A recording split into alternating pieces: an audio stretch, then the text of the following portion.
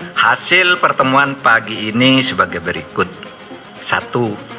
Tidak ada perbedaan data antara yang disampaikan oleh Menko Polhukam sebagai Ketua Komite di Komisi 3 DPR RI tanggal 29 Maret dengan yang disampaikan oleh Ibu Menteri Keuangan di Komisi 11 DPR RI tanggal 27 Maret 2023 karena sumber data yang disampaikan sama, yaitu data agregat. Sekali lagi, data agregat.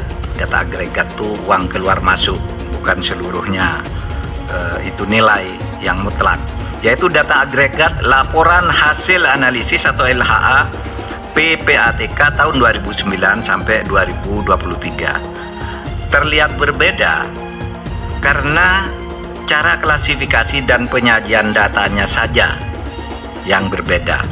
Keseluruhan LHA, LHP yang mencapai 300 surat itu sama dengan total nilai transaksi agregat senilai lebih dari 349 triliun.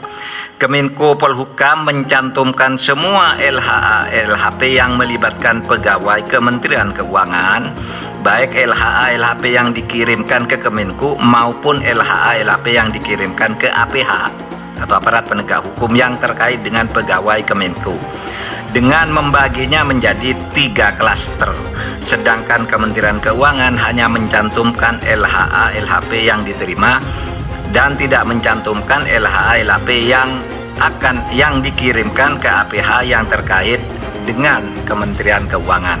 Menurut Ibu Sri Mulyani, ya, 100 surat itu sebenarnya dikirimkan untuk APH lain, ya.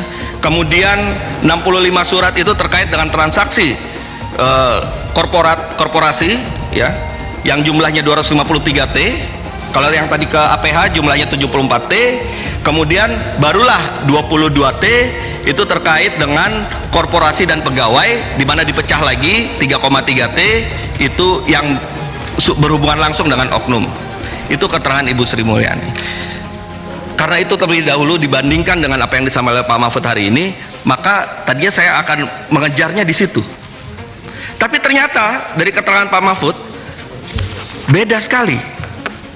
Artinya ada masalah di sini.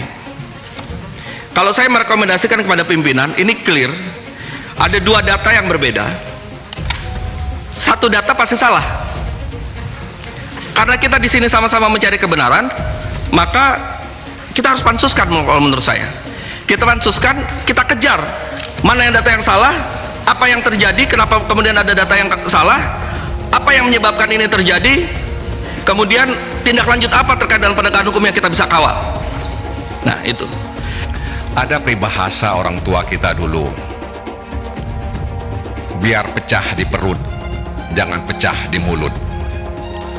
Saya pikir itu sebuah peringatan orang-orang tua kita agar kita lebih berhati-hati. Biar pecah di perut, jangan pecah di mulut. Artinya, saya percaya bahwa Prof. Mahfud mungkin sudah kesal, ya, sehingga kemudian merespon terkait dengan apa yang dimiliki oleh Rafael. Tentu saja pertanyaan itu pernyataan itu menjawab pertanyaan teman-teman media, sehingga menimbulkan dalam tanda kutip kegaduhan di media sosial, juga bertebaran bermacam spekulasi soal ini.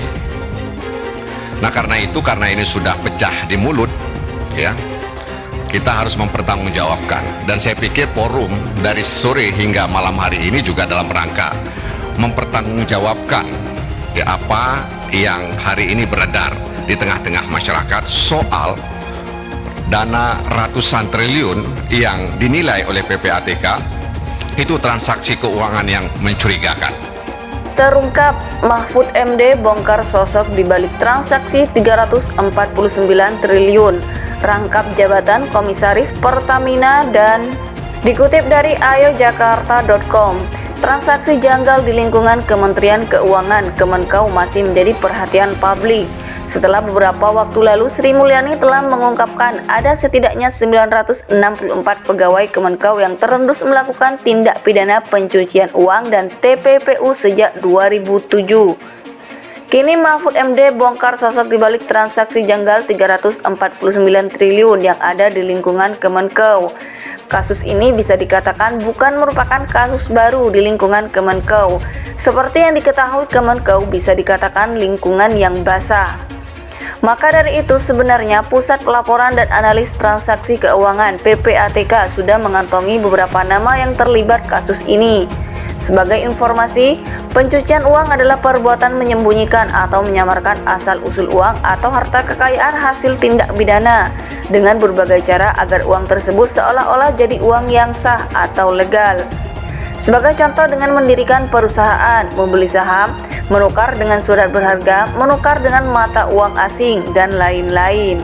Dikutip Ayo Jakarta dari kanal YouTube Daftar Populer, ada salah satu kasus yang mencuat yang disampaikan oleh Mahfud MD 11 April 2023. Yakni transaksi janggal senilai 189 triliun rupiah dalam bentuk impor emas batangan, yang mana dalam surat terbentuknya emas mentah, namun setelah diselidiki ternyata emas batangan.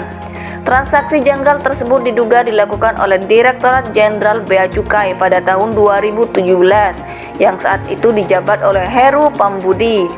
Karir Heru Pambudi pun menjadi perhatian. Dirinya, karir Heru Pambudi pernah menjabat sebagai Kepala Kantor Pelayanan Bea dan Cukai di Tanjung Uban, Riau, Kepala Kantor Direktorat Jenderal Bea dan Cukai Sulawesi, Direktur Jenderal Bea dan Cukai Kementerian Keuangan, dan Sekretaris Jenderal Kementerian Keuangan. Kekayaan miliknya pun kemudian dikulik karena ada peningkatan yang signifikan seperti data dikutip dari LHKPN. Semula dari yang jumlahnya 1,3 miliar meningkat menjadi 20 miliar. Lonjakan harta tersebut dinilai tidak sesuai dengan gaji dari jabatan yang ia pangku selama ini. Selain Heru Pambudi, ada 3 nama baru yang diduga melakukan tindak pidana pencucian uang dan TPPU. Nama tersebut mencuat imbas dari kasus Rafael Alun Trisambodo yang saat ini dijadikan tersangka karena kasus korupsi. 3 nama tersebut antara lain Dendi Herianto, Wita Widiarti, dan Budi Saptaji. Mereka diminta untuk klarifikasi setelah diduga punya perusahaan konsultan pajak. Perlu diketahui, seorang pegawai pajak tidak boleh punya perusahaan di bidang konsultan pajak, mau dia yang punya sendiri atau bekerja sama dengan pihak lain. Hal tersebut untuk menghindari penyalahgunaan wewenang yang bisa memunculkan penyalahgunaan kepentingan, serta bisa menjadi wadah pencucian uang. Ketiga pegawai pajak tersebut selain untuk klarifikasi kepemilikan perusahaan, KPK juga menyorot kepemilikan kekayaan yang dianggap janggal. Dari data LHKPN dan kenyataan dianggap tidak sesuai, serta meningkatnya kekayaan yang terlalu signifikan juga patut dicurigai. Namun KPK masih mendalami kasus ini karena kemungkinan kasus ini akan berkembang dan masih akan ada nama-nama baru yang terlibat. Mengingat kasus pencucian uang dan TPPU merupakan kasus yang terorganisir dan melibatkan banyak orang.